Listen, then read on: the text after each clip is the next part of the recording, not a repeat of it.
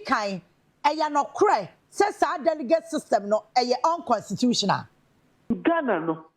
whether MPP or NDC or CPP no, President Power Babaya Yaso. President no first and foremost no enya oman na eyi no na mama ye delegate bi na eyi post no upon the ye work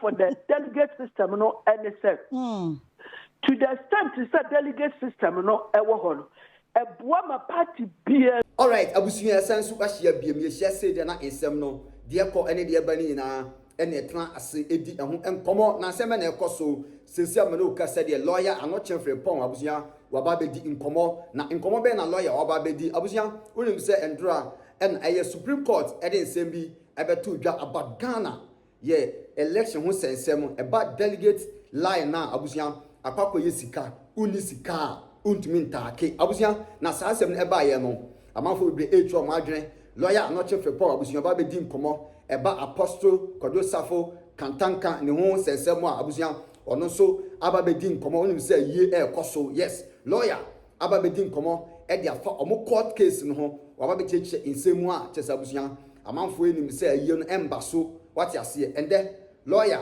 acheche mu me yahu say aye no ebetumi abaso yes eye Ghana Politics TV message say the first time a ade mu na wa subscribe e ma me say any update bia etomu a onso ubenya bi atie na wa share ama afoforo nso anya bi ati enti abusuya ya ba eye Supreme Court nsemu a ababeto dwa about Ghana delegate for ho sensem no say ye koto aba agira wo chesika enso enimra hu say ye yes ade no enti sesi ane de awoso mu biemu na obi a owo party card bia no ebetumi ato aba na sansem ne ba ye no ende lawyer Anokye Frimpong wo aba beche na adwen historical man ono so abedi nsembi ababeto dwa abusuya da video we pese me no wo ekwakoti ye hwia de to aso no nso me de ba be kan ho na onso wahu de ekoso yenkotie emra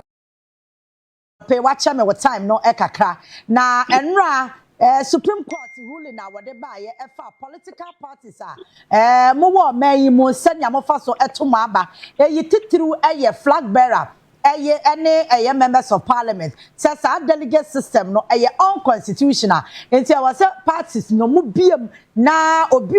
party member of good standing or also ebetimi ato abani bi me ba cho dia edikan Yaw Anokye says our delegate system no unconstitutional.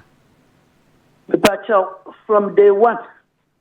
I started a democracy you know me who say sa system no enya dia ebaboa yen delegate system na America for na introduce here okay some 200 some started 1776 na ya dia bia etumi eboa ma wo mu a woni wo mu nye adwene na wo hwa almost na ye majority na so wo koto abani bia ede nsem bebre beba no wa penis bi ayi won wa firi mu ana me e delegate system ba ana Russia for so eye bi o mu communist system any China for no your status go ha wundria wonto aba colonialism ba Ghana no abrofo no sa no be o say property owning democracy that wunya obi a wo property ta say dan aya register wa ko school na wonto aba ya ma wonto aba chire ansana 1951 election the first of its kind in Africa universal adult suffrage me dey ba wo question here wo bi say me ya wo bi say me sisi ya say constitutional na enya constitutional no ne ma ne unconstitutional no and say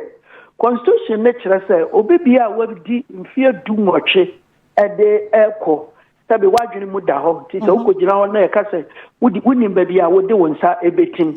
enti sa nipa e de ko age bia no etimi ato aba wo Ghana ne sa dia adentina se pese ekoyi presidential candidate there you say elected party members no wo constituency ho wo region ho national ho any omo president or former members of parliament and you be our standing president pensafo no enkoa na wotumi say ekwaye what we call primaries into the final primaries no just wo mu at that level no and ekwakoyi nipo bedi party no enim. Now Yatiti in practice no ebetimi abase delegates no yamfa yenuanum MPP mfanya example kwa se delegates omo kokoto abani nyina no me dey kan sam say eye bia 300,000 Ghana population is 35 million. About 2028, na registered voters no umutumi to abani 22 million. It is 22 million people here kwakoto abano. Within MPP a mobile 300,000 ye yiwo. So mun konko yi presidential candidate. And nam say number no esano. First and foremost no etietia MPP for na wa Ghana na kani na fa hudie so kire say wa ma won ho kwan mo mo amekire won wa adwene apart from say ni 300,000 no say ba wumia ne epe no na Kennedy ne epe no na say Dr. Duchum ene epe no wa ma yen kwan eme ya amekire nti say me expand we ya nia ekire me say in Ghana no whether MPP or NDC or CPP no president power baba ye so president no first and foremost no enya o mine na eyi no na mo ma ye delegate bi na eyi post no upon the party na party no so impose no upon the o mine no enti say Ghana nyina ka so mo pew na say delegates ne ka se wo mo empewa wo ye hohia enyeye the best example maybe me ko kan no CPP for Ringidi matter na nipa say wo kan no kura mensuo hwew yemi be the Green Street one Brighter Kwete a very astute Accra lawyer Ghana ni bia so nim Green Street obi men kan no ho ma bebre na ba ko pa me kan so nti Ghana kasa bia and na Ghana so no more than 60% of the people who person who hear campaign na wutumi ka chi e de kire wo otherwise don't contest at all. Don't no na force well is so chi but unia esua chi very important we say na me di to obi afo person we di president wo Ghana na wo ti chi language na me say ope obe bi fa because over 60% of the people they want you to address them direct in the Chi language. And the Green Tea Chi bia only Brighter Kwete ko Prime Minister Brighter Kwete Chi atenzeba atenkran ate Hausa and na sabe wo ye nkrani lawyer ni kase e wo memu ha say obia enim no Mr. Wa delegate na say omu mpe Brighter Kwete na omu pe Green Street obia so nim say the same Green Street and Kwame Nkrumah nasini mu ba Samia eko Prime Minister ni bia delegates na si wo mu empe no obia so nim say Dr. Parko Syndrome and Professor Jimambedu akosa ko Prime Minister Ghana ni piati into Parko si kan say Professor Jimambedu akosa din no na nkofo pen pa in politics because he's highly political but CPP delegates can say wo mu empe no na in the end no affect party no a be ene enti mesra delegate system no etieti ni pafa ahudie so na dia eye west kura no mafa wo mra na ehia ma menka we ade eye west kura for the delegate system no NSF to the extent that delegate system no ewo ho no eboa ma party bia mu no wo mu a ewasika yetumi tete de ma delegates ade your friend bribe corruption vote buying because almost enti etumi boa mo bi o wasika no ema wo musika boom enti anu na se we ya twemu a nke ba hu se o party bi mu na wako school wasom wo man yo bia ni mu wo tisage Mambedu akosa die wo de be MPP so a obi so to say Dr. Educhum former education minister ni die a obi ani se bia ni woni asem obetumi aba som na man na mo bia na wo bisa hu se wisika eyesen a wo betumi di ama delegates na aboro wo fafo de no so enduru sa wadesua na wonyansa na woni medie nyina pacho tumida na bobo pio kutasika wonu ne fa ne nyansani under the delegate system na some perform party say gold because of sika won otumi kaka bensam if you so otumi aso obia so ne sika so obia so mesrew enne Supreme Court decision ne de aba no say obi bia okuta party card no na kan ka say in good standing me say one register ukuta party membership card 2 where say party dues na so mutuatua watuatua a party na certify ma kwan say ababi a yet to be and wutumi to be say ba it means that the whole Ghana party supporters ni na ekwakoto aba no eno na babua ma obi oyesikani no enam so ntumi wurawura efiefie mu emma obi asikani nti ni sika no it will mean nothing and then the sika entumi nya she biem if he said 35 million people of Ghana out of which are FPP for NDC for a woman efie bia mu ntumi ma obi asika masa wonya Bill Gates untumi ma obi asika ma ni nyeye. Number 2 woma obi asika kura ma ni yeye a adwena wo obi atiri no untumi nsesa no na mo eba ni delegates ne dia ye nyina ehuni a MPP for ye ya party bia nso ya wo mu ye bi so de bia wo hia wo mu you know their number ye de numbers ne bra ye fa ne album ye de show with them na wutumi meet one on one obegu kuro ba ko so ne ya sai wo mu adwene ye kwa ha ne ya kwa mo aduane adi na no MPP for de ye te sa na nkofo bi say brande champ aka wo sika fabra ye hwehwa wo so wo de no bi so come say kan aka wo mesrel enne obi bia wotumi so kwa akoto bi nti sika enka hwe ni medie eni ni profata se otu franka ena eba na ne am ya se Supreme Court judgment ya mantem se bantam anka bia ni poye MPP presidential candidate bia kanyo no na ye de be man tensi na me kasa what president pay for 8 years into resources okutaro omo akani na obi ani ho a wo bi inti me pacha oni ayedi be ebobua obi atitiri young CPP for say na be ko CPP delegate nation inti so obi ka say obrado wo mu aye so easy na di obi bia okuta CPP membership card no ebetuma akoto abani binti ya fa obrado ne bra me nhwe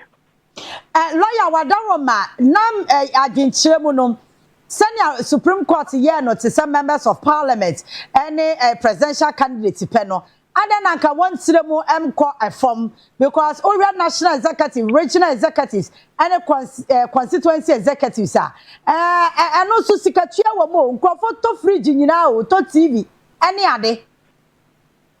pacho ne waka no me da se titiri say members of parliament pona woka one will say Miami constituency abu ablekuma not dansuma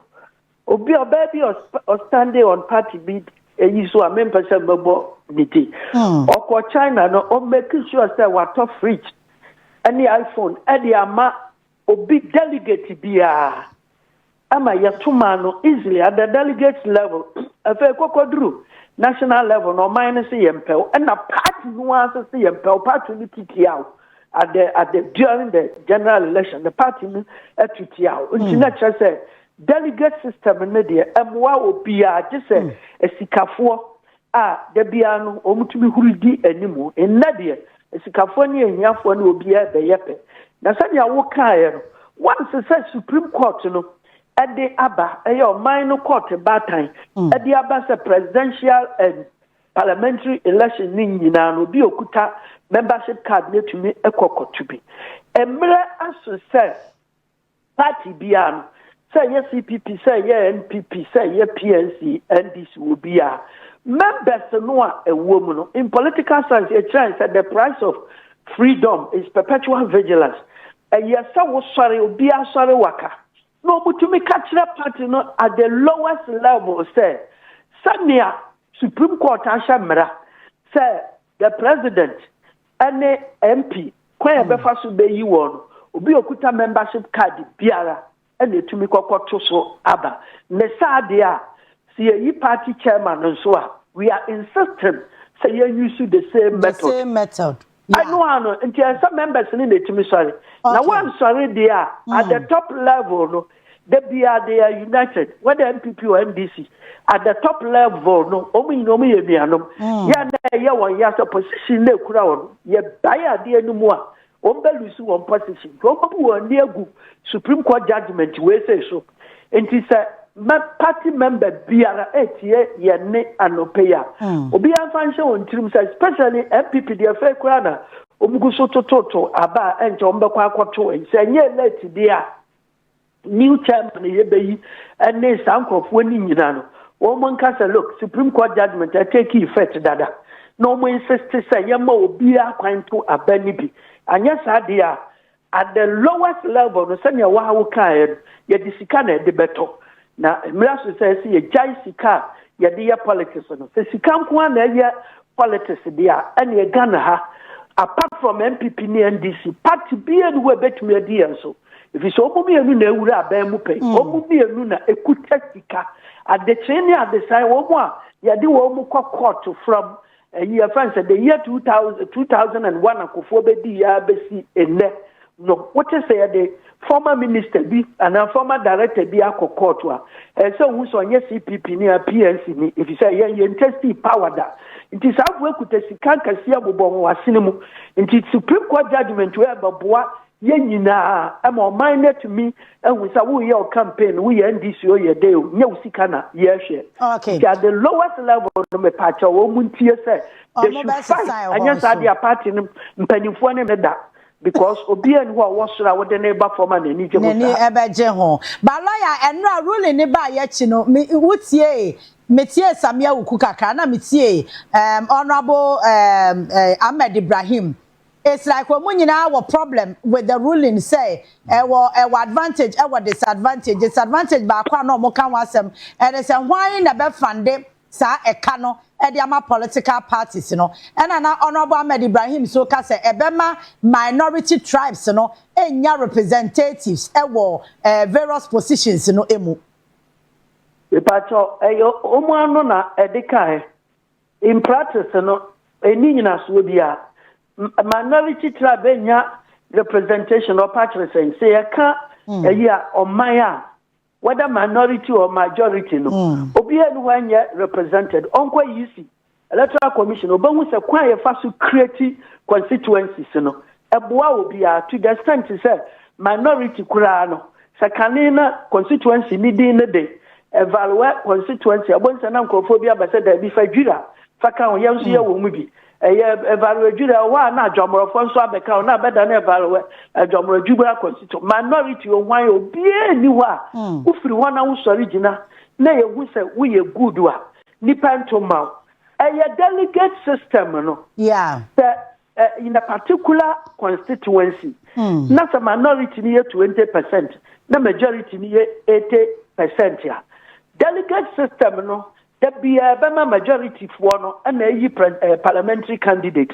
Now, mom, this time because woman I do so. Now, mom, this time they so be unconquerable abano ebino. A boama minority in majority when you need to become a fire no crow. Send none yet the nipper will qua a babuaye. Notwithstanding so a majority or minority no. Or big biara who will be our ye decent or representing more parliamentary fatano. Yet to me at the man. Now we use this previous system na ye delegates na nipa no de ne sika ma wa eduabone enome nyina etetire na Ghana ni bia nso nim se woji obi sika no wanto amana ase why bone enade ye bia ade no for both minority and majority na ne na o ka say one advantage and disadvantage no eno say na kure system bia ni wa any advantages and disadvantages na mom delegate system na de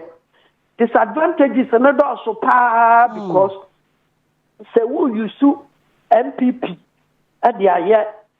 example so you sue MPP the example who bet to me who say what the panel presidential last election we say no the pacho ye what nipa ba ku mienu miensa bi wo mu a o mine town wo chi a yeso wo mu nyansa ni bawoni every day. It is just because he cannot kutanina or then a pepper sequoia or coffee or person standing election maybe. Number party of share and you may differ within MPP. Now, Cassani Paba Bakumi and say, I'm in person mobile. Can you open your bubble within? Can you the canon amo Madani and Safo? And I was here. And a ma will be to say, but a ditchum, na young when you deal with Mukra, because the sick and then drew baby. Now, Mom, system no, ya de aban. Obeti say Brian Champon Ghana ni bi enim so wosika. As against a duchum no patcho 2032 no onyina ye because for 2022 your money will mean nothing, completely nothing. And nano the same person or yeah just ought to talk Ghana abai hotels no ought to talk buy hotels a tia or minor susumuno ought to be huru ba be third or se bibi sa ewo eyi MPP second or third after Baumia all because of Nesika. Next time na ye bie mono and yet delegates kitwa be a woman won skill a MPP members in the whole country. Omuna bachelor so bia wunya me be president kwa wo to talk about properties. Na so ba be president there and say Jubilee House wo beto Temahabo wo beto wo di ama wo ni wabusuafo no na bachelor krofo bi as to whether so we standing presidential and answer mama wo standing presidential no eye afutuo kase de mesikafo a wa party mu a edura batowo bia na ya ka kire won se masa kobi o se ya meko sami wesika and what is said MPP pani bia kasa ya kasa wa boa party no a na nya soma wa ba som party na as minister na be bisa na mo ni sika wa de aboa party no this thing must end in this country. All right.